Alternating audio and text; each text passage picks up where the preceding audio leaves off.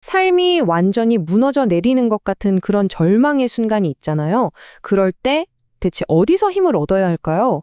오늘 살펴볼 자료는요, 바로 이 질문에 대한 한 공동체의 답을 담고 있습니다. 그들이 직접 쓴 글을 통해서 그 힘의 원천이 뭔지 같이 한번 따라가 보려고 합니다.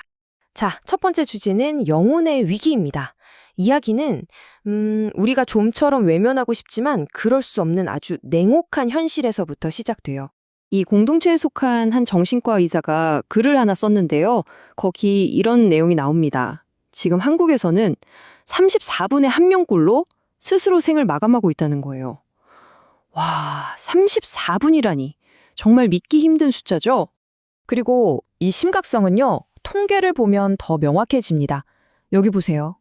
OECD 국가 중에서 자살 사망률이 세계 1위. 이게 어느 정도냐면 인구 10만 명당 무려 28.4명이라는 거죠. 글을 쓴 의사는 이걸 그냥 단순한 숫자로 봐서는 안 된다. 이건 우리 사회가 마주한 아주 깊은 영혼의 위기다. 이렇게 진단하고 있습니다. 자, 그렇다면 이런 상황에서 삶의 무게가 너무 버거울 때 우린 대체 어디서 계속 나아갈 힘을 얻을 수 있을까요? 이 근본적인 질문을 품고 이제부터 이 공동체가 그들의 글 속에서 어떤 해답을 찾아 나가는지 한번 따라가 보겠습니다. 두 번째 이야기는 임종자를 돌보는 일에 관한 겁니다. 이 공동체는 삶의 마지막 순간, 그러니까 죽음이라는 문제에 아주 체계적으로 접근하더라고요. 과연 죽음 앞에서 어떻게 의미를 찾고 서로를 지지하는지 그들만의 방식을 한번 자세히 들여다보죠. 우선 호스피스라는 단어, 그 어원부터가 굉장히 흥미로워요. 이게 라틴어 호스페스에서 왔다고 하는데요. 뜻이 두 가지예요. 주인이면서 동시에 손님이라는 거죠. 이게 무슨 말이냐면요. 삶이라는 긴 여정의 마지막에 다다른 손님을 주인이 존엄하게 맞이하고 또 정성껏 돌본다. 와, 정말 깊은 의미가 담겨 있지 않나요? 그래서 이 공동체의 돌봄은 단순히 몸만 돌보는 게 아니에요. 그게 핵심이 아닙니다. 죽음이란 무엇인가? 이걸 함께 이해하고 또 목회 상담이나 성례 같은 의식을 통해서 마음을 다독이죠. 그리고 그 모든 것의 바탕에는 무엇보다도 한 인간의 존엄성을 마지막 순간까지 지켜주겠다는 그런 영적이고 정서적인 지지가 깔려 있는 겁니다. 자, 세 번째 주제는 한 어머니의 마지막 말입니다. 지금까지는 공동체의 어떤 시스템, 큰 틀에 대한 이야기였다면 이제부터는 한 목회자가 직접 겪고 기록한 아주 개인적이면서도 가슴 뭉클한 이야기 속으로 한번 들어가 보려고 합니다. 이건 이은경 목사라는 분이 쓴 수필의 한 대목인데요.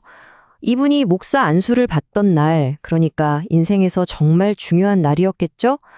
근데 어머니가 너무 편찮으셔서 그 자리에 오실 수가 없었던 거예요.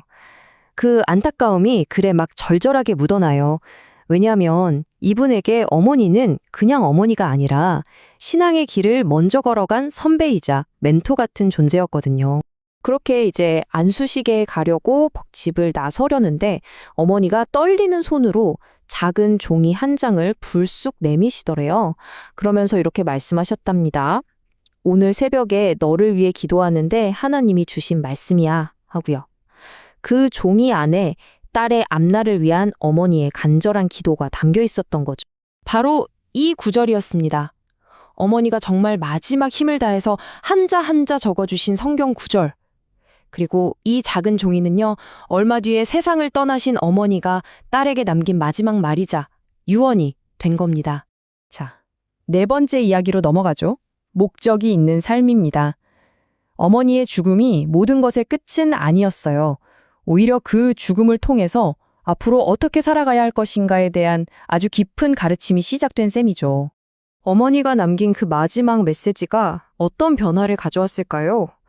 바로 이거였습니다.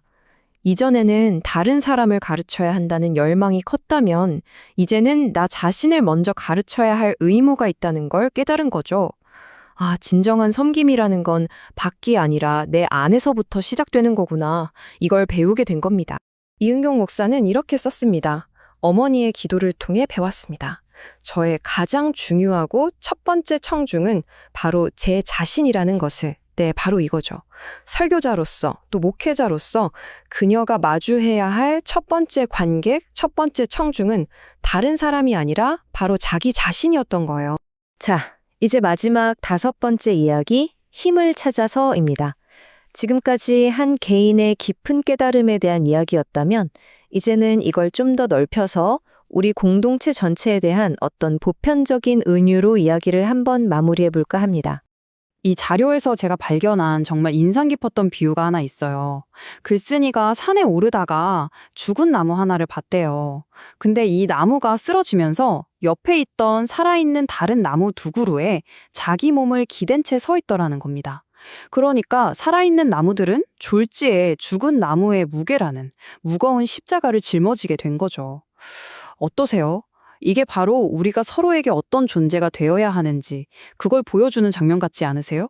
오늘 우리가 살펴본 자료는 죽은 나무를 살아있는 나무들이 받쳐주는 이야기를 들려줬습니다. 그렇다면 지금 여러분을 받쳐주고 있는 나무는 무엇인가요? 가족일 수도 있고 친구일 수도 있겠죠. 어쩌면 어떤 신념이나 소중한 기억일 수도 있고요. 오늘 이야기가 여러분의 삶을 든든하게 지탱해주고 있는 그 나무들이 무엇인지 한 번쯤 떠올려보는 그런 계기가 되었으면 좋겠습니다.